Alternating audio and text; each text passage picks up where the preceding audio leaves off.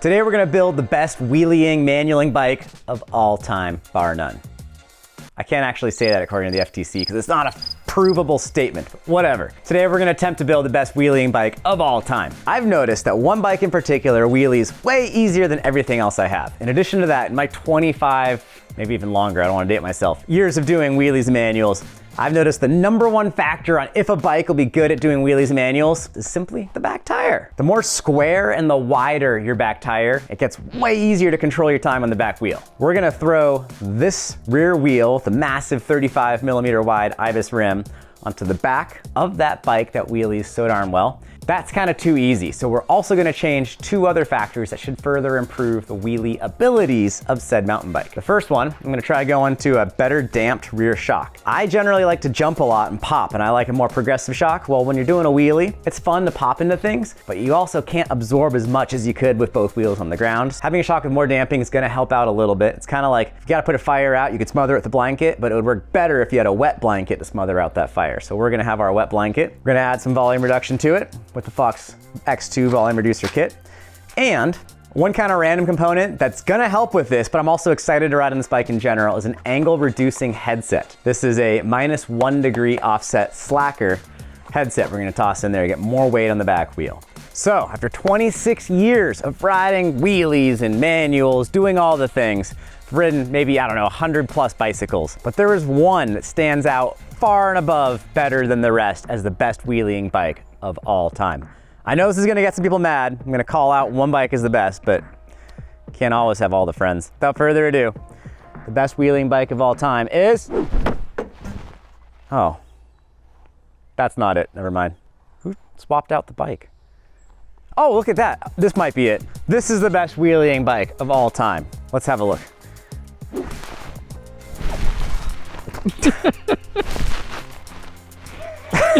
This is the best wheeling bike of all time. Here we go, the Kona Process 134, short travel, small back end, small front end, wheelies really nicely. Let's build up the ultimate wheeling bike with all the cheater parts. Earlier this year, I built up a Kona Process 134 as my longtime supporter, Jensen USA, began selling current Kona product online. While that's a nice connection, over here in crusty, sweaty, non-digital life, I live within 10 minutes of Kona Bike's US headquarters. To put it bluntly, I was more excited to try out some Kona bikes than a Wall Street executive would be in establishing residency within the Cayman Islands. When it was time to ride the 134, I really didn't expect much. My daily trails are plenty to keep long travel bikes occupied, which is no small part of why I live exactly where I do. My somewhat haphazard, wheels in the air riding style also appreciates the extra traction, control, and security of more travel and more wheelbase. Going down to the little 134 bike also, in this case, meant stubby measurements for wheelbase, reach, and chainstay. I thought this would mean I'd have no fun at all on the 134, and I'd die a terrible death of vibration via braking bumps. Turns out that wouldn't exactly be the case. Many of you comment on my seemingly endless wheelies in these videos. Truthfully, I don't go mountain biking just to do wheelies. That's what bike commuting is for. I go mountain biking to sing my own two-wheeled song in the forest and to interpret the trails I like. The bike is simply a tool, and the various maneuvers, whether they be wheelies, jumps, skids, or tumbles, are how I like to interpret the trail. Overall trail feel is always more important to me than simply wheelies, with the lone exception being this video here. Faster than realizing a clear adult beverage is still in your water bottle from the prior night's Jimmy Buffett concert, I noticed the 134 was exceptionally easy to get on the rear wheel. Once precariously located in that sweet balance spot, the short bike was pretty easy to change directions with. The short reach measurement makes it easier to get the bike up, and the short chainstay means it's a faster transition to the rear wheel. This combo of short everything, namely reach and chainstay, meant that the Process 134 was essentially the mountain bicyclist's unicycle that can still corner, and therefore maintains some semblance of dignity. Big thanks to Park Tool for sending us professional bike shop stand. We just swapped that out a minute ago. Thank you, Park Tool. So I have this pygmy little trunnion mount Fox Float X2 rear shock. I went to throw my volume reducers in here to make this thing nice and rampy for when I'm not doing wheelies. It only fits one volume reducer max. That's kind of a bummer. I might go back to the Monarch shock when it's time to hit jumps, and we'll just run this when it's wheelie day.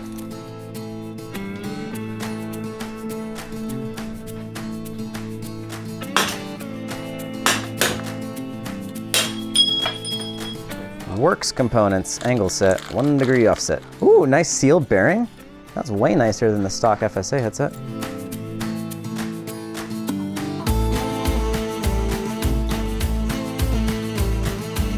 We got our little slalom racers sorted out. Slacker by 1 degree. And then we've got the new Fox Float X tubular shock, which is a little more damping than the Monarch. And we threw our volume reducer in there too.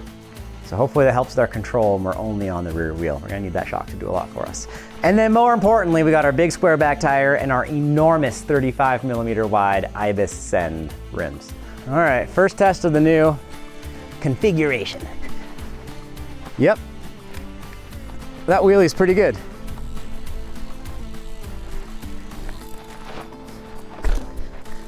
I think we're gonna do plenty of wheelies. Let's go find out what we can and cannot wheelie. Let's go. Just as a firefighter needs to light things on fire in order to put them back out, I figured a little practice with the new setup would be prudent. Elbows deep in sunscreen, we headed out to give the wheelie rig an initial shakedown. So here we go, first test of the ultimate wheelie bike. Truth be told, I'm not very good at just riding a wheelie down the street. It honestly gets boring and then hard to focus.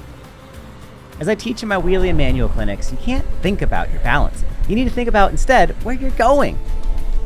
When you're on simple, smooth asphalt, there really isn't much thought to all of this. But hey, maybe a wheelie is simply a low-cost form of meditation.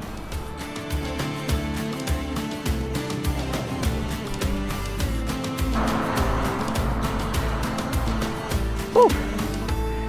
It's a lot of wheeling. Let's go recover with a nice fresh Element.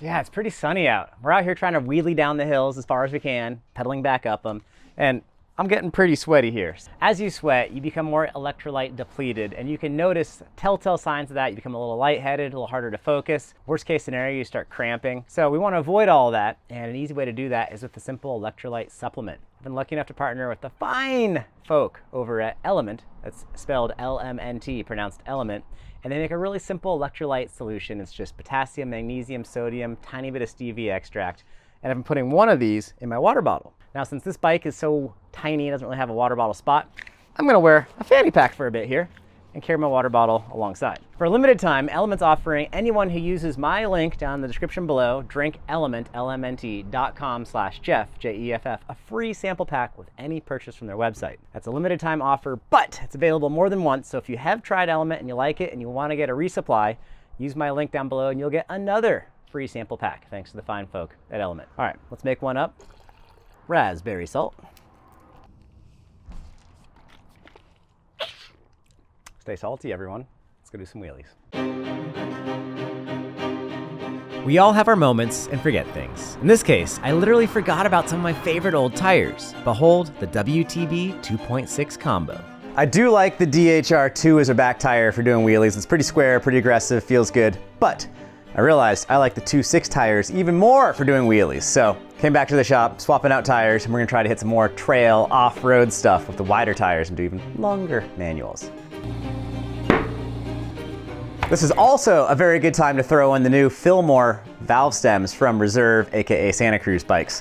This is the first time there's been a new innovation in the valve stem world since the E13 valves that I have in my trials bike that work pretty good. These should work even better. So while I'm at this, I'm gonna toss one of these in the front wheel and see how it does. So this is the current Presta valve that we are all using unless we have the superior Schrader valve, which did not catch on. And all your air has to fit through that tiny little interface. And then that little rubber grommet gets tightened down and cinches down and keeps everything sealed. It's tiny, and like as you can see, this is gooey and just disgusting because it's a small hole. And what does sealant do? It clogs small holes. The new Fillmore valves, instead of it being a small hole, it's that whole zone in there.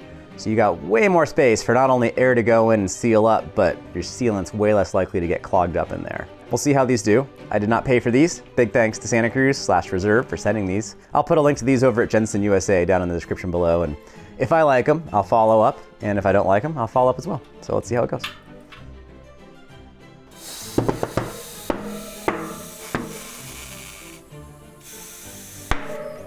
Dang, that was pretty cool. I'll get these mounted up and then we'll, oh my gosh, that's such a fat looking tire. That has got some meat to it. All right, so old stretched out tire, knob to knob, 2.6, almost 2.7. And then the casing, 2.51. We have almost 2.7 tires on this bike, labeled as 2.6, pretty cool. That's what a big old 35 mil rim can do for you. Let's take this out and find out just how well this bike does indeed wheelie. Let's go.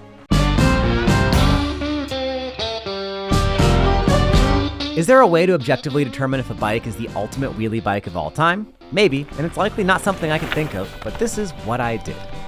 Riley and I headed out to the woods with eyes for some completely pointless but very challenging wheelie lines. The rules are pretty simple. The wheelie can't just be a straight line. It has to have some sort of interesting beginning, ending, or sequence of challenging moves to make it memorable.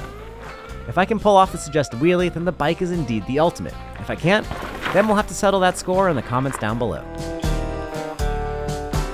Our first manual challenge of the day is gonna be on this climbing trail. Why not? I don't know. So, it's very straight, easy, smooth coming in. And then you've got an S-turn here. You gotta bank a little to the right, and then you gotta bank even more to the left. And then if you're superhero guy, you gotta go thread the needle between those trees next to that rock. And I think my goal is gonna be to pop the rear tire off that rock. Not pop the tire, but jump off of it. And then hit that corner, shroud my way responsibly, stopping right there if I don't run down any uphillers. The crux of this move is gonna be getting through this corner correctly, because you got a lot of turning, and then you got a second little depression right there. So we'll see how this goes. I think it's gonna be tricky, but maybe feasible. Let's find out. First attempt.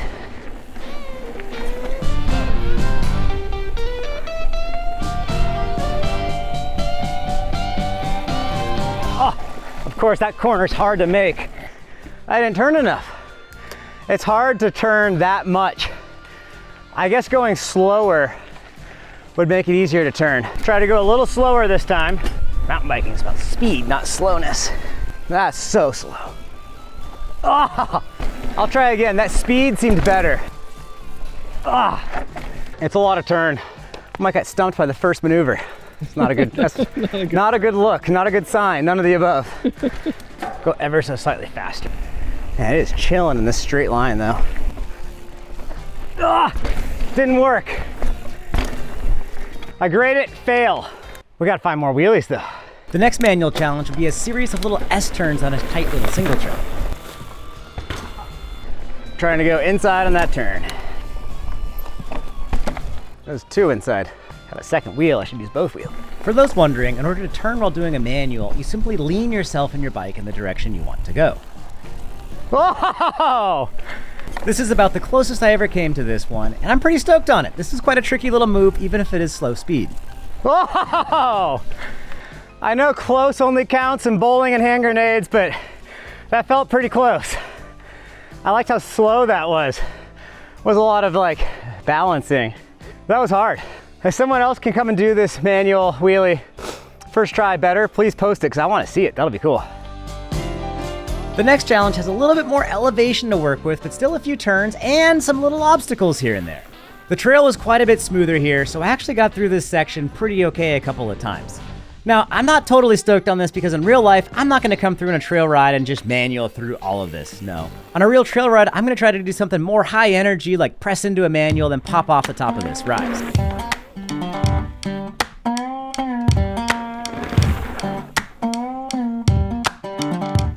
One of the secrets of doing a manual is that it's way easier if you have a finite goal with exactly how far you want to go. In this case, I wanted to string together a few turns, but also a final little kicker jump. To string all that together, it would feel really, really neat. Ah! One little technique I'll do, and I'm practicing something like this, is to break corner. down each individual part of it. Ah! So if I miss the main goal, I'll still try to get a little tiny weird thing at the end. I think you kind of went inside on that one. Dude, you're right. And look, I'm like scratching the trail surface right there inside of the corner. Yeah.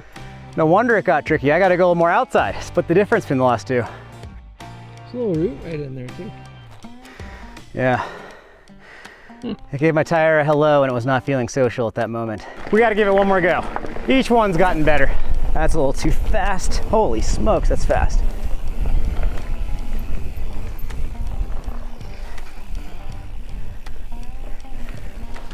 Got a little goofy. I knew I needed to go faster and I kind of went too fast. So I tried to slow down and I slowed down too much. I had like an entire relationship on the rear wheel and we broke up right as I went into the air right here. Then you saw how awkward it got before the landing and ending. Let's try some more. One of the most common mistakes I see in my manual and wheelie classes is that folks start looking at their front tire instead of where they need to go. Oh! Here I end up making some of those mistakes myself. Close, I think I can do it. We'll go try again. That tree got you. Well, Little root ball there. yeah, and the wind. Yeah. Well, I like this. I like the vibe of this line. It's just like a little complicated enough to be interesting. It's not a boring straight shot.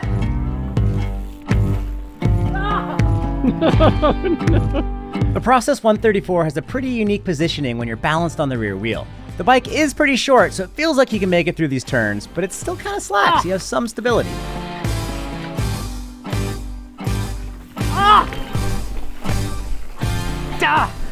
Dang it, that right there is the hardest part, and it's so stupid. It's just a couple rocks.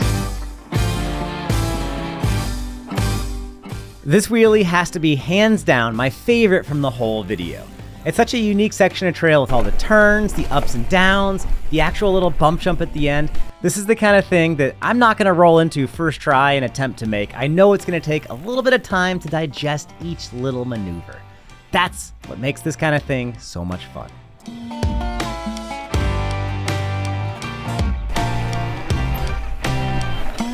All right. Those wider corners are so much easier to manual through than the tight ones. I had planned to just end it with that rock, but I was like, you know what? Life's good. Let's try to keep going. Just as we want our kids to come home from school reporting, I actually did learn something from all this. The short reach and chainstay means it's easy to get the bike into the money spot, but it creates a very small window of balance, making it kind of hard to smash the wheelies through rougher obstacles. While it takes less effort to keep the bike's tilt balanced, controlling the directionality wasn't really much easier than a bigger bike like the Ripmo. I do think this bike is a great wheelie machine, but is it really the ultimate? Well, perhaps this should be my life's mission, to find said unicorn machine. With a mane of balance and a horn of feathering that rear brake, maybe this will be the move that helps me find the YouTube rainbows ending in a trail of glitter. Speaking of that, hit the subscribe button down below, and I'll see you down in those comments. Peace and wheelies, everyone.